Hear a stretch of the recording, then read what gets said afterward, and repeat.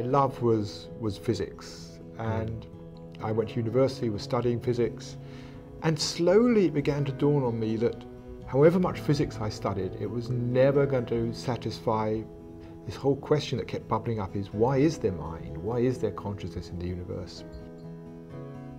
And so I went off to India to study meditation with teachers there, and that was really a turning point for me, I think. Two things happened. One, I realized there was something to spirituality. I'd completely rejected religion as a kid. It was just a load of weird mumbo jumbo, completely rejected it. And I also saw that behind just about every problem we had in the world, from big environmental problems to personal problems, social problems, there was this issue of human consciousness, human ego, the self. And so my life, I came back from India just wanting to do whatever I could to help people explore themselves, to wake up, to become better human beings, more conscious human beings, because that seems to me the most important thing in the world today that we can be doing.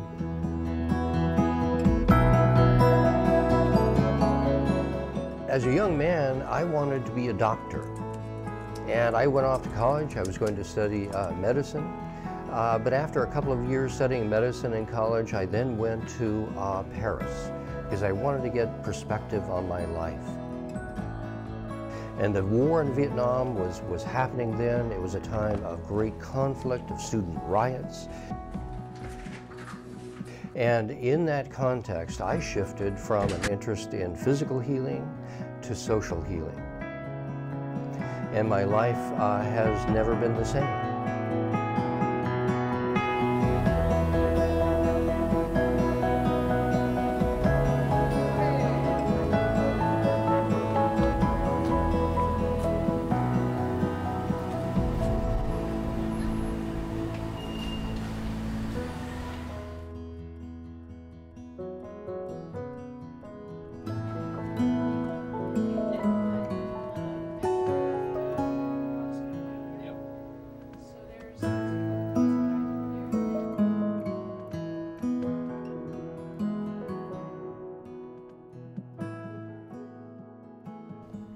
Welcome to Awakening Earth. I'm Peter Russell, and this is... I'm Duane, and we decided to call our program Awakening Earth for two reasons. First of all, we both wrote a book unknown to one another with that same title. And second, in looking at the Earth, we see that it is waking up. And what we're going to be doing in this series is looking at the bigger picture, looking at what's happening in the world today, where we're going, the crisis that we all see coming, but even bigger picture still, like, is the Earth a conscious being? Is the universe itself an intelligent being? So we'll be exploring these sort of deep questions that I think fascinate a lot of us. And in this first program, we're going to be looking at the whole question of the evolution of consciousness, what we mean by the evolution of consciousness. And this is a pivotal time in the evolution of consciousness for the human species. If we look at where the Earth is now, we're at a turning point in the evolution of consciousness for the Earth, and we're going to be exploring that. Yep. And I see this is not just in terms of the history that we know of human consciousness, but actually it's a much bigger picture still. We can see that life has been evolving on Earth for billions of years and reached this stage now with human beings. And I think there's the stage of history we're in at the moment, we are going through an awakening about what it means to be a human being, what our role is on the planet, what our responsibilities are. And that's what fascinates me about consciousness, is this time we're in now, like this millennium, this century, this decade. This is it. This is a pivotal time in the evolution of human consciousness. The push of necessity is so enormous. The pull of opportunity is global. And so this is a time of shifting and change, I think, for the whole human family. Yeah, I think it's becoming clear to many people, if we don't wake up now, we're in deep trouble. So this is the push to wake up for the awakening Earth. Perhaps we're in deep trouble right now, already. And it's time to wake up and realize the peril that we're already in. And use our capacity for consciousness to take more aggressive, engaged action for health. Yeah. I think before getting into this, let's maybe decide what we mean, define what we mean by consciousness. By consciousness. Because it's a word that's used a lot in many different ways. Well, to me, this is an invisible capacity. It doesn't reside just in the brain. This is an invisible capacity that permeates, actually, in my estimation, the universe.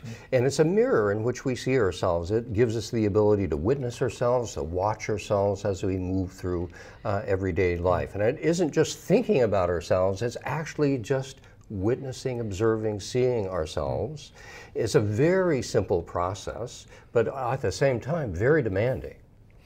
Demanding in what way? Well, just to be present and not to be distracted by thoughts, by other people, by other demands, and just to reside with some presence as we move through everyday life. Yeah, yeah. I think, yeah, the way I look at it is very similar. It's, for me, it's the fact that we are aware.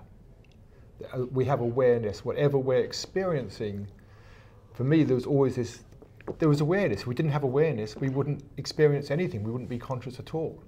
I mean, if we're dreaming, there's awareness. We may not be conscious of the outside world, but we're conscious of the experiences that are coming in dreams, the images, the fantasies.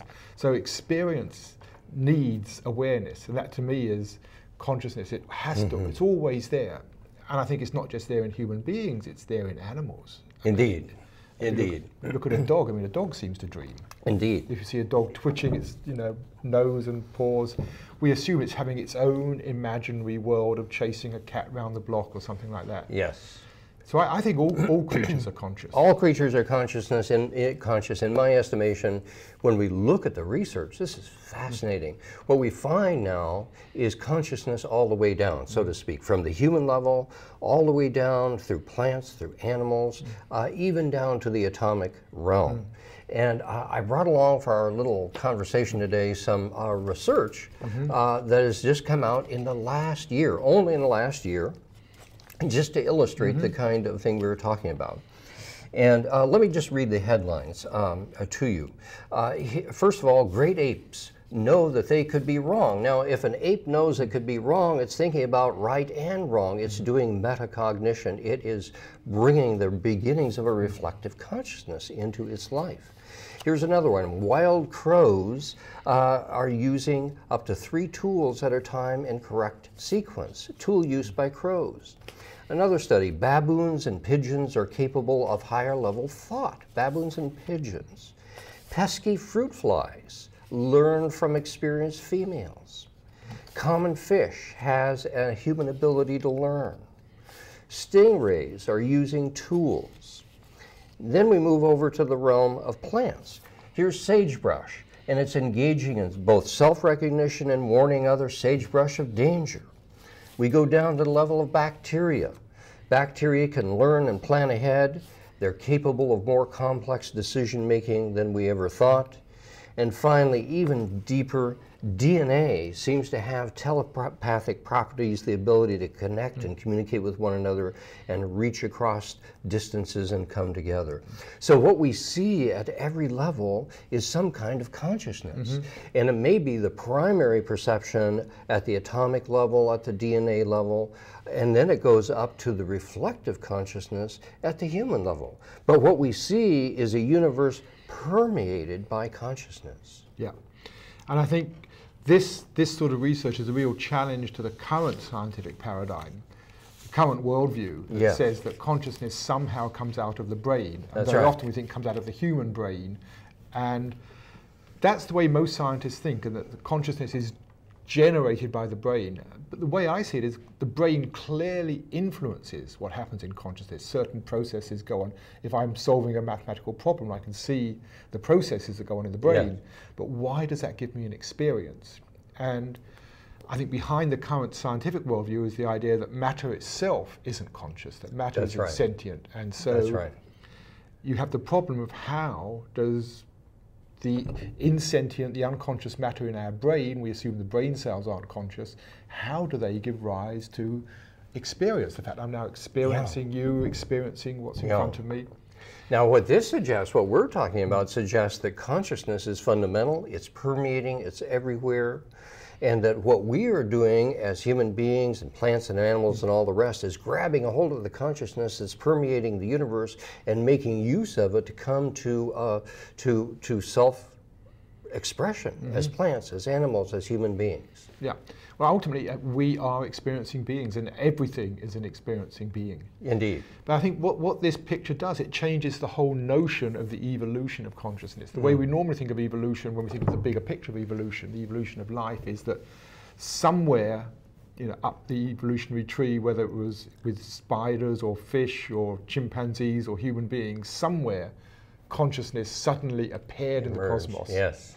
Suddenly emerged. Yeah. And I think what we're seeing now is, no, it's there all along. That ultimately, the universe is conscious. And the consciousness you talk about a bacterium, the consciousness of a bacterium is very, very, very dim. Like, it's nothing compared to us. We're not saying a bacterium thinks like we do, but it has some glimmer, some faint glimmer of awareness, and perhaps some faint glimmer of choice. And as life has evolved more complex systems. It started developing eyes and touch and hearing. So the images that appeared in consciousness grew and got more complex, and then we developed brains and nervous systems to process all the information. Yes. And so as life has evolved, as matter has evolved and got more complex, so consciousness has evolved with it. Until today, step by step, until today we have human beings, which we think of as the most conscious creature. I mean, we have to, I don't know whether whales may be more conscious, that's my personal thing, but even say, one of the most conscious creatures. One of the most, yes. But what we have, I think, that is particular is that we have self-consciousness, self-reflective consciousness. Yeah, it's been said that where animals know, humans know that they know. So we not only have this conscious capacity, we can turn consciousness back upon itself and use consciousness to expect consciousness itself. We can know we have this knowing capacity. And I think we can see step by step how that's evolved for humans over thousands of years. From the kind of magical immediacy of the awakening hunter-gatherer, where reality is up close and in our face, to then the more extended consciousness of the farmer, the agrarian mindset that sees seasons going round and round. And then we come to more of the linear consciousness of the industrial era, with the drive of that mindset. And finally, now we're moving into a more contextual consciousness of the whole Earth with the global web, let's say, generation. The recognizing that the Earth is one system and we're all part of that singular system. So step by step, in looking at ourselves, looking at the Earth, we have evolved to the verge of a planetary organism.